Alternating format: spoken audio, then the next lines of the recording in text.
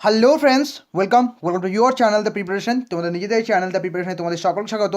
আজকে আমরা নিয়ে এসেছি 2023 সালের প্রাইমারি টেট যে রিসেন্টলি হলো তার চাইল্ড ডেভেলপমেন্ট অ্যান্ড প্যারাগজি আমরা আনসার কি নিয়ে আলোচনা করবো। 5টা বিষয়ের আনসার কি নিয়ে আমরা আলোচনা করবো। তো চলুন আর বেশি দেরি না করে একটা ক্লাসটা আমরা শুরু করি।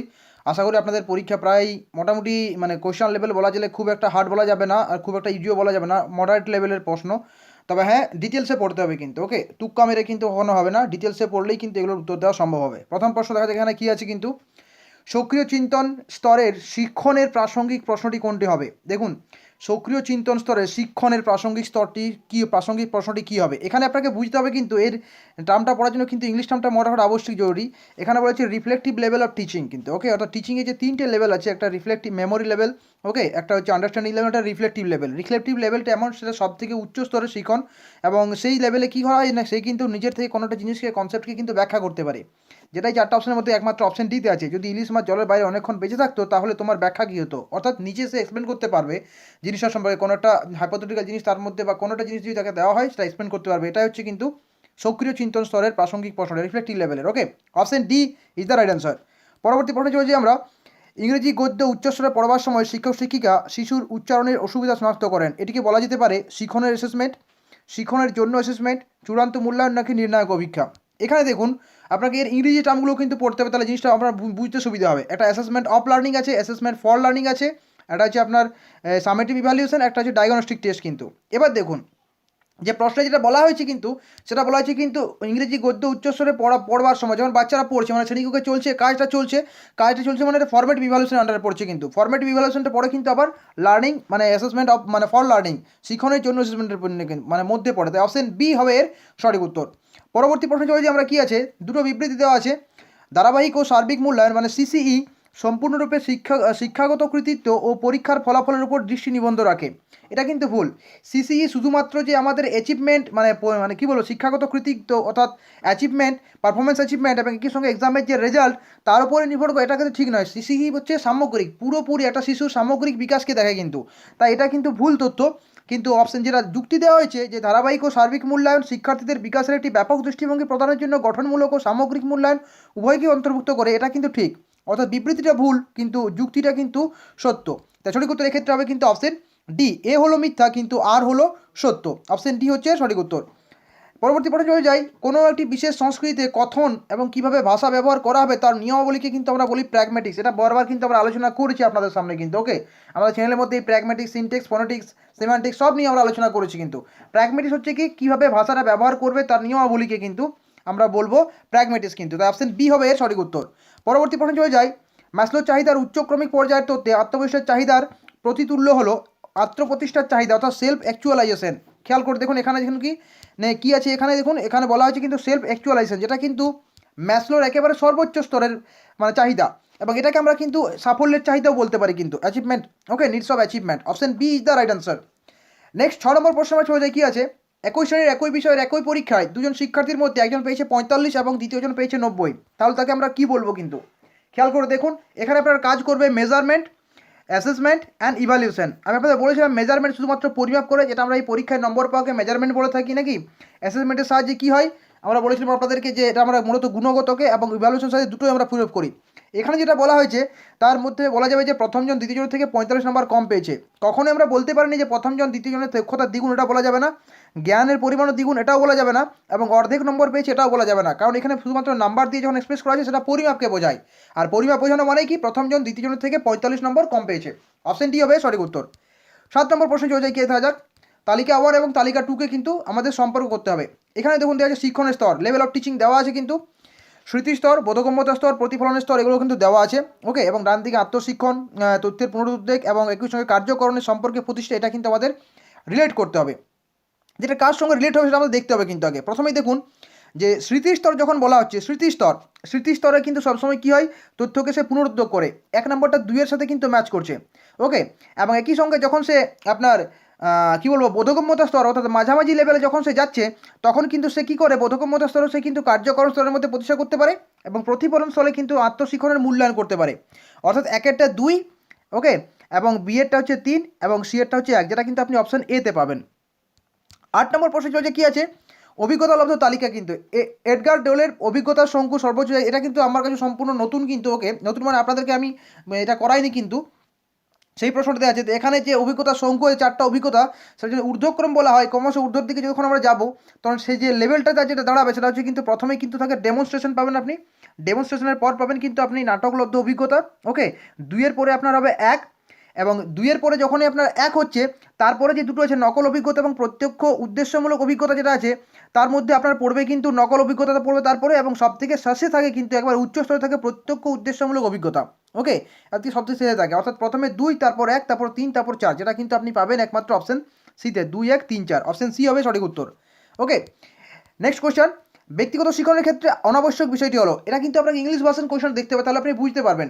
ব্যক্তিগত শিক্ষণ মানে ইন্ডিভিজুয়াল লার্নিং। এখানে দেখুন ইন্ডিভিজুয়াল লার্নিংয়ের ক্ষেত্রে অনাবশ্যক মানে যেটা কোনো প্রয়োজনীয়তা নেই, সেই বিষয়টা কোনটা কিন্তু না, ব্যক্তিগত শিক্ষণে আমাদের কখনোই কিন্তু নম ভিত্তিক অভিজ্ঞার প্রয়োজন নেই। নম ভিত্তিক অভিজ্ঞা সবসময় কিন্তু গ্রুপের ক্ষেত্রে বা দলগত ক্ষেত্রে আমরা কিন্তু অ্যাপ্লাই করে থাকি, এবং সেখানে যাচাই করি অ্যাভারেজে মানে থেকে কোন বাচ্চারা বেশি পেয়েছে কোন বাচ্চাটা কম পেয়েছে, এটাও কিন্তু আমরা আপনাদেরকে করেছি কিন্তু। ওকে, নেক্সট, তাহলে এটা অপশন হবে কিন্তু সি, এটা কিন্তু অনাবশ্যক মানে এটা আবশ্যক নয়, বাকিগুলো কিন্তু আবশ্যক থাকে ব্যক্তিগত শিক্ষণের ক্ষেত্রে। নেক্সট কী বলা আছে, ব্লুমের নির্দেশনমূলক শিক্ষণের উদ্দেশ্যে সংশোধনে জ্ঞানমূলক ক্ষেত্রে সংযুক্ত এবং বিযুক্ত বিষয়গুলো কী কী। দেখুন ব্লুম ট্যাক্সোনমিতে আমাদের আগে যে 6টা লেভেল থেকে নলেজ, সেগুলোকে কিন্তু চেঞ্জ করে করে বিভিন্ন রিমেম্বার, ক্রিয়েট, এইভাবে কিন্তু বিভিন্ন রকমের লেভেল কিন্তু করা হয়েছে কিন্তু। এবার বলা হয়েছে সংযুক্ত এবং বিযুক্ত বিষয়গুলো, তো কোনটা সংযোজন করা হয়েছে কোনটাকে কিন্তু বিয়োজন করা হয়েছে, সেটা কিন্তু আপনাকে এখানে আইডেন্টিফাই করতে হবে না, সেটা হবে কিন্তু একমাত্র উদ্ভাবন এবং সংশ্লেষণ।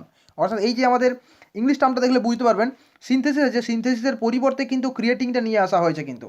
এবং ন্যাচারালি আগে ওল্ড মেথডে কী ছিল, আপনার 5 নম্বরে ছিল সিনথেসিস, 6 নম্বরে ছিল ইভ্যালুয়েশন, কিন্তু এই সিনথেসিসের পরিবর্তে ক্রিয়েটিং আনা হয়েছে নতুনটাকে, এবং ইভ্যালুয়েশন থেকে অ্যানালিসিস জায়গাটা নিয়ে আসা হয়েছে, যেটা নিচে আছে কিন্তু। ওকে, অর্থাৎ এর সঠিক উত্তরটি কী হবে আমাদের, এর সঠিক উত্তর হয়ে যাবে কিন্তু উদ্ভাবন এবং সংশ্লেষণ, অপশন ডি হবে এর সঠিক উত্তর। ওকে, 10 নম্বর সঠিক উত্তর অপশন ডি।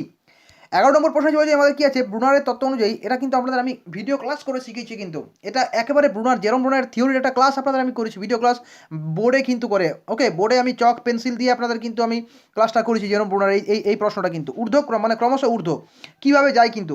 প্রথমে তাই কী বলছিলাম, অ্যানাক্টিভ ফেজ, প্রথম বলা হচ্ছে অ্যানাক্টিভ মানে সক্রিয়তামূর্তক, তারপর থেকে বলা ছিল কিন্তু আইকনিক মূর্ততাধর্মী, তারপর শেষে ছিল সাংকেতিকধর্মী বা সিম্বলিক কিন্তু। ওকে, তাই সক্রিয়তামূলক, মূর্ততাধর্মী এবং সাংকেতিক, অপশন এ হবে সঠিক উত্তর। বাংলা টার্ম বুঝতে অসুবিধা হলে আপনারা কিন্তু ইংলিশ টার্মটা দেখে নিতে পারেন, enactive, iconic and symbolic. Okay, next, এটা আমরা করেছিলাম আপনাদেরকে। নেক্সট, এবার কতগুলো কমন আসছে না আসে সেটা আমি আপনাদের পরে বলছি কিন্তু। নেক্সট, নিচের কোনটি মানব জীবনের একটা সময় পর্যন্ত একই থাকে বলে মনে করা হয়। এটা কিন্তু প্রশ্নটা একটু ঘুরিয়ে দিয়েছে কিন্তু, আপনাকে এটা বুঝতে হবে যে প্রশ্নটার মধ্যে কী জানতে চাইছে কিন্তু। দেখুন এখানে বলা হয়েছে যে একটা সময় পর্যন্ত একই থাকে মানে কি একটা নির্দিষ্ট সময় পর্যন্ত সেটা কিন্তু একই রকমের থাকবে কিন্তু, ওটা কোনো কিন্তু চেঞ্জ হবে না কিন্তু। ওকে, কোনটা, এখন দেখুন এই যে মানসিক বয়স, সময়গত বয়স এবং বুদ্ধাঙ্ক, এগুলো কিন্তু চেঞ্জ হতে থাকে কিন্তু সারা জীবনব্যাপী কিন্তু চেঞ্জ হতেই থাকে। সময়গত বয়স তো চেঞ্জ হবেই হবে, মানসিক বয়সও সময়ের সঙ্গে সঙ্গে কিন্তু চেঞ্জ হয়ে থাকে, বুদ্ধাঙ্কও চেঞ্জ হতেই থাকে কিন্তু। কিন্তু আমার মতে মনে হয় কিন্তু দৈহিক উচ্চতাই কিন্তু হবে যেটা একটা সময় পর্যন্ত একই থাকে, মানে ন্যাচারালি এটা কিন্তু আপনি স্টার্টিং থেকে ভাববেন না, এটা ন্যাচারালি দেখুন একজন মানুষের কিন্তু উচ্চতা প্রায় 18 বছর, ন্যাচারালি 18 ম্যাক্সিমাম 20 বছর বয়স পর্যন্ত একই রকম বাড়তে থাকে, তারপর সেটা কিন্তু স্টেবল হয়ে যায় কিন্তু, তারপর থেকে কিন্তু একই থাকে। সেই দৃষ্টিভঙ্গির দিক থেকে আমি কিন্তু আনসারটাই বলেছি কিন্তু দৈহিক উচ্চতা, অপশন ডি। অনেকে এটাকে কিন্তু এটাও বলতে পারেন যে একই সময় পর্যন্ত একই থাকে মানসিক বয়স, অনেকে বলতে পারেন কিন্তু আমার মতে মনে হয়েছে অপশনটা কিন্তু ডি হবে কিন্তু সঠিক উত্তর। ওকে, এবার বলি দেখুন এই সঠিক উত্তরটা কিন্তু পর্ষদের আনসার কি থেকেই পাওয়া যাবে। তালিকা 1, তালিকা 2, 5E মডেল, সরাসরি প্রশ্ন কিন্তু এখান থেকে এসেছে, শুধুমাত্র আপনাকে ডিটেলস নলেজটা কিন্তু মাথায় রাখতে হবে, তুক্কা লাগিয়ে কিন্তু কখনো আনসার দেওয়া যাবে না। এই যে অপশনগুলো আপনার দেওয়া হয়েছে, নিযুক্তি, অন্বেষণ, ব্যাখ্যাকরণ, সম্প্রসারণ, এই বাংলা টার্মগুলো বুঝতে আমাদের অসুবিধা হয় 5E তে আমরা কিন্তু মূলত ইংলিশ টার্মটা এনগেজমেন্ট, এক্সপ্লোরেশন এবং ইলাবোরেশন, এই জিনিসগুলো কিন্তু আমরা মূলত ভালোভাবে কিন্তু বুঝতে পারি। ওকে, এবং এই জিনিসগুলোর থেকে আপনি সহজেই বুঝতে পারছেন যে এই যে এনগেজমেন্ট বা নিযুক্তি আছে, এই এনগেজমেন্টে আপনার যেটা কাজ করবে, আপনার এনগেজমেন্টের মধ্যে আপনার যে জিনিসটা কাজ করবে সেটা হচ্ছে কিন্তু এনগেজমেন্টের যে প্রথম স্তর, সেখানে আমরা বাচ্চাদেরকে বিভিন্ন রকমের কোনো কাজের মাধ্যমে বাচ্চাদের যে শেখার আগ্রহ সেটাকে উৎসাহিত করে, সেটা কিন্তু মূলত 3 নম্বর সঙ্গে কিন্তু কানেক্টেড হবে কিন্তু। ওকে, এটা 3 নম্বর সঙ্গে কানেক্টেড হবে। তারপর যখন আপনার এক্সপ্লোরেশন আসবে, এক্সপ্লোরেশনটা কী হয় জিনিসটা, তারা কিন্তু হ্যান্ডস অন পার্টিসিপেট, মানে এটা 2 নম্বরে যাবে কিন্তু এটা। ওকে, এবং আপনার যে 3 নম্বর এক্সপ্লোরেশন আছে, এক্সপ্লোরেশনটা কিন্তু আপনার চলে আসবে একেবারে ইন ডেপথ ডিসকাশন উইথ বাচ্চার সাথে, 5 নম্বর চলে আসবে, এবং ডি চলে যাবে কিন্তু আপনার 1 নাম্বার চলে যাবে ডি কিন্তু। ওকে, যেটা আপনি পাবেন কিন্তু একমাত্র আপনার অপশানের মধ্যে পাবেন, অপশন সিতে পাবেন আপনি কিন্তু। ওকে, এই সঠিক উত্তরটা কিন্তু হয়ে যাবে অপশন সি। বোঝার চেষ্টা করুন, আমি আবার একবার জিনিসটা রিপিট করছি, কিন্তু আপনারা কিন্তু বুঝতে পারবেন। আর যদি বলেন যে এক্সপ্লেনেশনটা পড়া দিলেও হবে, আগে আপনি আনসার কিগুলো বলে দিন, সঠিক উত্তরটা কিন্তু এর হয়ে যাবে কিন্তু অপশন সি। ওকে, 1 ম্যাচ করবে 3-এর সাথে, 2 ম্যাচ করবে কিন্তু আপনার বিটা ম্যাচ করবে 2-এর সাথে, এবং সিটা ম্যাচ করবে 5-এর সাথে, এবং ডিটা ম্যাচ করবে কিন্তু 1-এর সাথে। ওকে, অপশন সি হবে সঠিক উত্তর 13 নম্বর প্রশ্নের। 14 নম্বর প্রশ্ন চলে যায়, কী আছে, ক্লাসের নির্ধারিত সময়ের মধ্যে শিক্ষার্থীরা কাজ শেষ করতে না পারায় বিরতির কিছুটা সময় কেটে কাজের সময় বাড়ানো হলো, এটি কার উদাহরণ? দেখুন, এটা কিন্তু আপনাকে ইংলিশ টার্মটা দেখতে হবে, যে এই অপশনগুলো যেগুলো আছে, ইতিবাচক শাস্তি মানে positive punishment, negative punishment, okay, retroactive inhibition and নেতিবাচক প্রবর্তন বা নেগেটিভ মানে রিইনফোর্সমেন্ট। এগুলোর মধ্যে দিয়ে বুঝতে হয় কিন্তু, যখন আমরা বাচ্চাদেরকে বলা হয় যে একটা কাজ শেষ করো, তারপর তোমরা কিন্তু এই সময়টা আনন্দ করতে পারো। যেমন ধরুন 4th পিরিয়ডের ক্লাস, সে টিফিনে, তারপরে টিফিনের সময়তে টিফিন পাবে, কিন্তু যদি 4th পিরিয়ডের ক্লাসটা সে যদি শেষ না করে, তখন তাকে যদি আমরা বলি যে তোমার ওই কী নাম, ওই সময়টা কিন্তু কমিয়ে দেবো আমরা, কিন্তু তোমার আনন্দ করার সময়টা, তখন সেটাকে আমরা পজিটিভ শাস্তি বলতে হয়, কিন্তু ইতিবাচক শাস্তি। Option A is the right answer.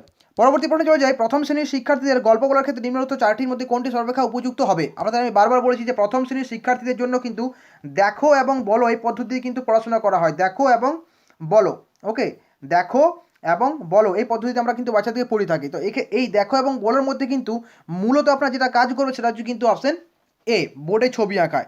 এটা গল্প বলার ক্ষেত্রে নিম্নলিখিত 4টির মধ্যে সবথেকে উপযুক্ত হবে অপশন এ, বোর্ডে ছবি আঁকা। বাচ্চাদেরকে ছবি এঁকে, ছবি দেখে তাদের বলতে হবে যে কী হবে, তারা কোন ছবির সাথে মানে ছবিতে কী কী দেখতে পাচ্ছ, তারপর তাদের গল্পটা কিন্তু বলতে হবে। তাই অপশন এ, বোর্ডে ছবি আঁকা is the right answer. Okay, next question, computer সাক্ষরতার প্রশিক্ষণের সঙ্গে যুক্ত শিক্ষণটি হলো, কম্পিউটার সাক্ষরতা প্রশিক্ষণের সঙ্গে যে যুক্ত শিক্ষণ সেটাকে আমরা সংযোগী শিক্ষণ বা সহযোগী শিক্ষণ আমরা বলে থাকি সেটাকে, অর্থাৎ অপশন এ হবে এর সঠিক উত্তর।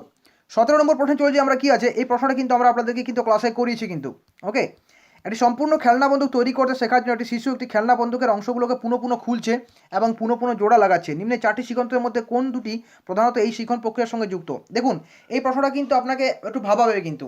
এটা মূলত এসেছে ট্রায়াল অ্যান্ড ইরর মেথড থেকে, যেটা কিন্তু আমরা থর্নডাইক থেকে পাই, এবং একই সঙ্গে এসেছে কিন্তু বারবার ট্রাই অ্যান্ড ইরর করার থেকে তাদের মধ্যে থেকে মিসিং লিঙ্কটা খুঁজে পাই, এবং এটা আমরা অন্তর্দৃষ্টি বলি, যেটা কিন্তু আপনি কোহলার থেকে পাবেন। অর্থাৎ 1 এবং 4 কিন্তু এর মধ্যে সম্পর্কিত। আপনারা সহজেই বুঝতে পারবেন যে এই যে কনসেপ্ট মানে যে প্রশ্নটা দেওয়া আছে এর মধ্যে কিন্তু কোনো উদ্দীপক নেই। উদ্দীপক না থাকায় কিন্তু অপশন এই 2 নম্বর এবং 3 নম্বর কাজ করবেন, এটা আপনারা সহজেই বুঝতে পারবেন কিন্তু। ওকে, কারণ প্যাভলভ এবং স্কিনার যদি কোনো জিনিস করতে হয় তাহলে কিন্তু উদ্দীপক এবং প্রতিক্রিয়া থাকা দরকার, কিন্তু এখানে উদ্দীপক প্রতিক্রিয়ার কথা বলা হয়নি বলেই কিন্তু 1 এবং 4 হবে। 1 এবং 4 আছে অপশন ডিতে, তাই অপশন ডি হবে সঠিক উত্তর। 18 নম্বর প্রশ্নে চলে যায়, কী আছে দেখা যাক। 18 নম্বর প্রশ্নের মধ্যে বলা হয়েছে, মূল্যায়ন ও অ্যাসেসমেন্টের পরিপ্রেক্ষিতে নিচের কোন বিবৃতিটি অনুপযুক্ত? খেয়াল করে দেখবেন, কিসের ভাবে ইভ্যালুয়েশন অ্যান্ড অ্যাসেসমেন্টের পরিপ্রেক্ষিতে কোন বিবৃতিটি অনুপযুক্ত, মানে ঠিকঠাক নয়, ঠিক নয়, সেটা অনুপযুক্ত মানে সেটা কোথায় ভুল বলছে, কোনটা ভুল। নিরবিচ্ছিন্ন সার্বিক মূল্যায়ন শিক্ষার্থীর শিক্ষা এবং সহশিক্ষা সংক্রান্ত উভয় দিকগুলো যাচাই করে, একদম ঠিক, এটা ঠিক। নির্ণায়ক অভিজ্ঞতা সংশোধনী ব্যবস্থার সঙ্গে সম্পর্কিত, একদম ঠিক। প্রস্তুতকালীন মূল্যায়ন শ্রেণীকক্ষে পাঠের অগ্রগতি পরিমাপ করে না, এটা কিন্তু ভুল। প্রস্তুতকালীন মূল্যায়ন শ্রেণীকক্ষে পাঠের অগ্রগতি কিন্তু পরিমাপ করে, কতটা কী পরিমাপ হচ্ছে কিন্তু আমরা ফরম্যাট ইভ্যালুয়েশনের সাহায্যে কিন্তু বুঝতে পারি শ্রেণীকক্ষের মানে পাঠের অগ্রগতিকে শ্রেণীকক্ষের মধ্যে। সমগ্র নির্দেশনামূলক প্রক্রিয়ার পর শিক্ষিকা এবং শিক্ষক সামেটিভ অ্যাসেসমেন্টের কৌশল ব্যবহার করেন, একদম ঠিক। সামেটিভ ইভ্যালুয়েশন কিন্তু সমগ্র নির্দেশনামূলক যে কোর্সটা সেই কোর্সটা কমপ্লিট হওয়ার পরেই কিন্তু এটা কিন্তু ডিটা ঠিক আছে, কিন্তু তাহলে ঠিক নয় কিন্তু সি, তাহলে বলা হয় অনুপযুক্ত, তাই সঠিক উত্তর হবে কিন্তু option C is the right answer. 19 number প্রশ্নে চলে যায়, যখন শিক্ষার্থীরা প্রদত্ত তথ্যের মধ্য থেকে চিন্তানোর চেষ্টা করে তখন তাকে আমরা কী বলবো? প্রদত্ত তথ্য বলতে এখানে কিন্তু আপনি কোনো ইনফরমেশন গ্রহণ করছেন এবং সেই ইনফরমেশনটা কিন্তু আপনার বাচ্চারা দেখতে পাচ্ছে, বাচ্চাদের কাছে ইনফরমেশনটা আছে, ইনফরমেশনটা থাকা মানে কি, সেটা মূর্ত বস্তু নিয়ে সেই কোন চিন্তা ভাবনা করবো তখন তাকে আমরা মূর্ত চিন্তন বলবো, তাই এক্ষেত্রে সঠিক উত্তর হবে অপশন এ। 20 নম্বর প্রশ্নে চলে যায়, কী আছে, অন্যের দৃষ্টিভঙ্গি দিয়ে শিশুর কোনো অবস্থা বোঝার অক্ষমতাকে কী বলে?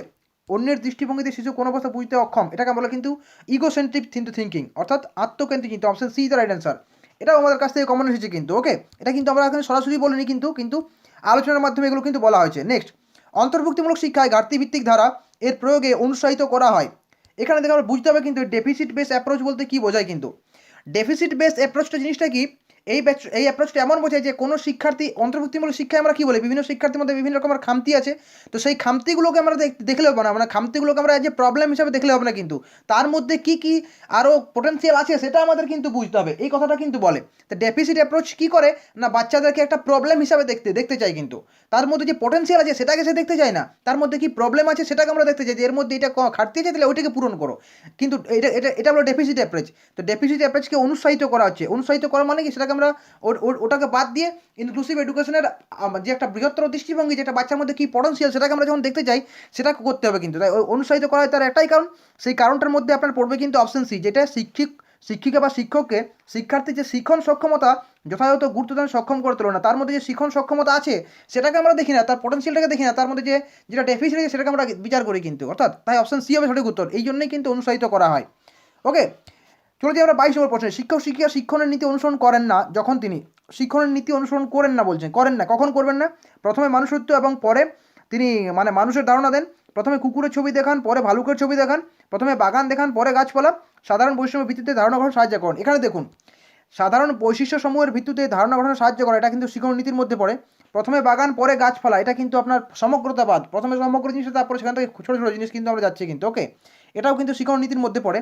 প্রথমে কুকুরের ছবি দেখান, পরে ভালুকের ছবি দেখান, যে দুটোই প্রাণীর ছবি। ওকে, এটা আমরা কিন্তু এটাও শিক্ষণের মধ্যে, কিন্তু প্রথমে মানুষের তো পরে মানুষের ধারণা, এটা কিন্তু শিক্ষণের মধ্যে পড়বে না। শিক্ষণের ক্ষেত্রে প্রথমে মানুষের ধারণা দিতে হবে, তারপরে দিতে হবে মানুষত্বের ধারণা কিন্তু। ওকে, তাই অনুসরণ করেন না কিন্তু অপশন এ এর ক্ষেত্রে, অপশন এ হবে সঠিক উত্তর। 23 নম্বর প্রশ্ন আমরা চলছে, কি আছে দেখা যাক। নিচের উক্তিগুলির মধ্যে কোনটি পেডাগোজি ধারণার সঙ্গে সম্পর্কিত নয়? পেডাগোজির সঙ্গে রিলেটেড নয় কোনটি, কিন্তু সম্পর্কিত নয় বলা হয়েছে। পেডাগোজি শিক্ষার্থী চাহিদার সঙ্গে সম্পর্কযুক্ত, একদম ঠিক। পেডাগোজি সাংস্কৃতিক প্রভাবের প্রেক্ষিতের প্রতি উদাসীন বলা যাবে না কিন্তু।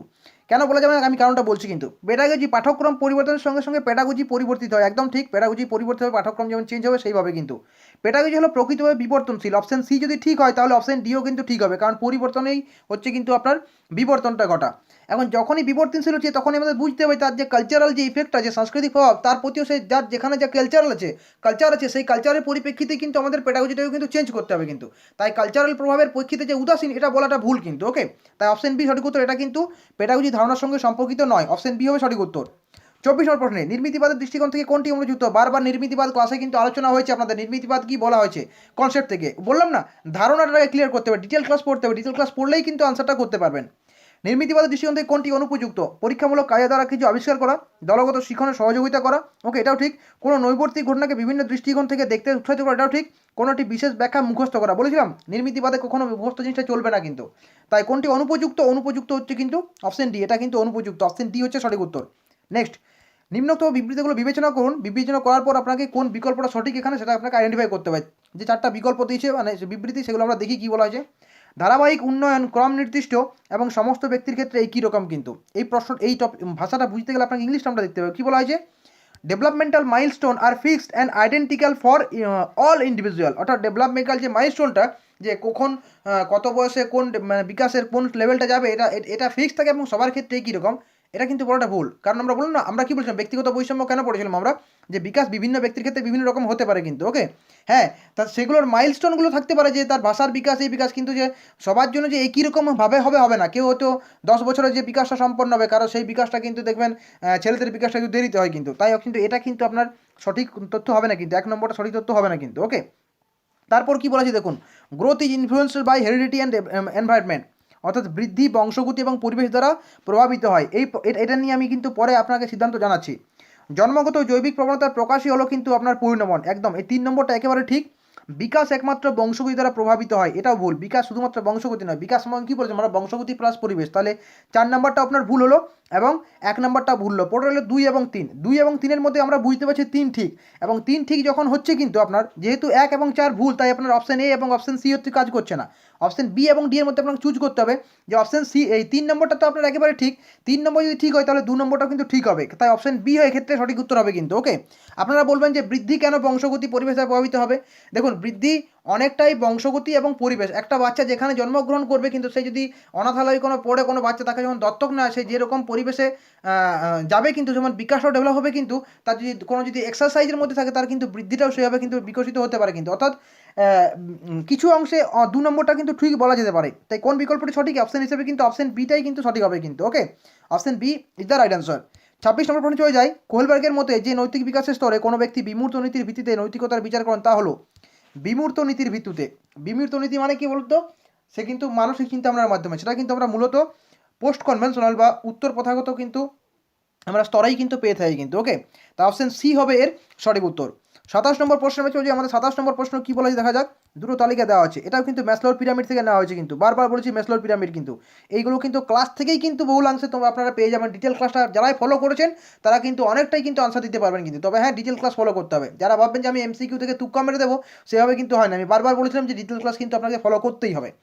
কি বলা যায় দেখুন, আত্মশ্রদ্ধার চাহিদা, আত্মপরিচয় চাহিদা, নিরাপত্তা চাহিদা, এদের সঙ্গে ডান দিকেরগুলো কিন্তু ম্যাচ করতে হবে কিন্তু।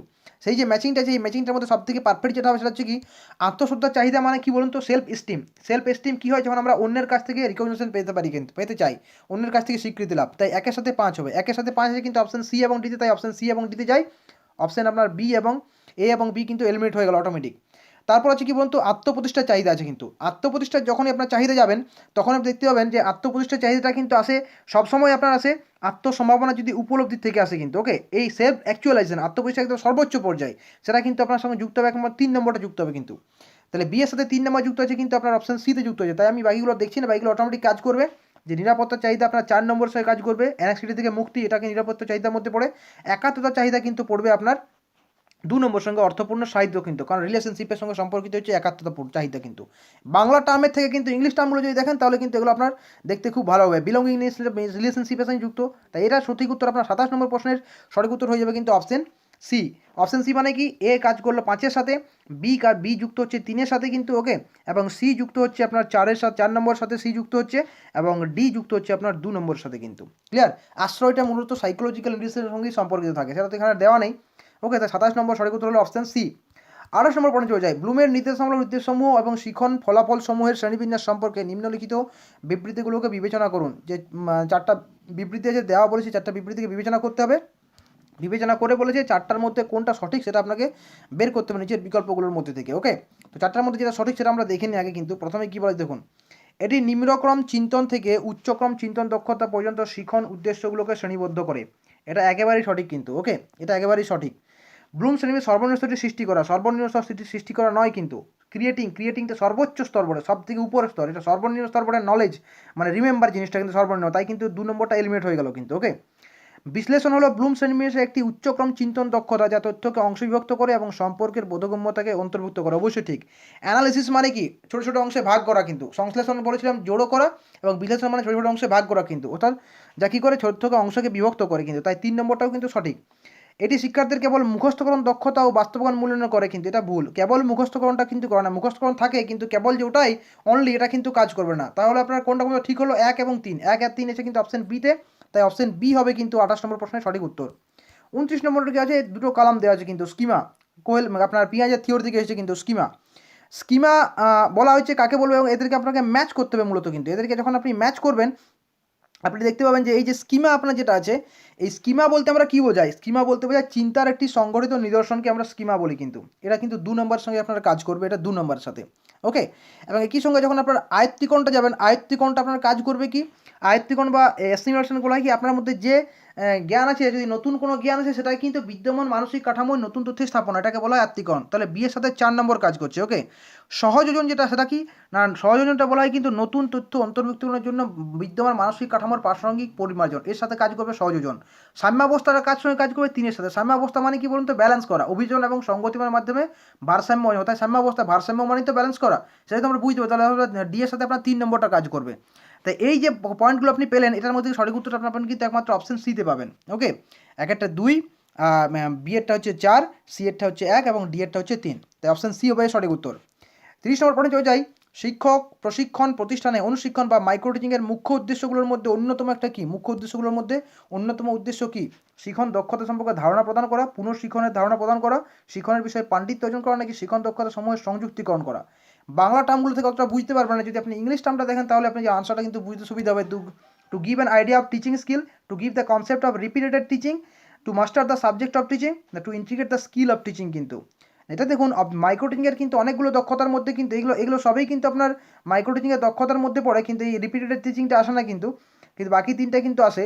কিন্তু এর মধ্যে থেকে সবথেকে গুরুত্বপূর্ণ যেটা সেটা কিন্তু to integrate the skill of teaching, শিক্ষণের যে আমাদের বিভিন্ন দক্ষতা সেগুলো কিন্তু একসঙ্গে সংযুক্তকরণ করা কিন্তু। ওকে, তো অপশন ডি হবে এর সঠিক উত্তর। 30 নম্বর পয়েন্ট সঠিক উত্তর হবে কিন্তু অপশন ডি। কেমন, এবছরের কোয়েশ্চেন লেভেলটা বলা যেতে পারে, হার্ডনেস লেভেলটা প্রায় 60% কিন্তু বলা যেতে পারে।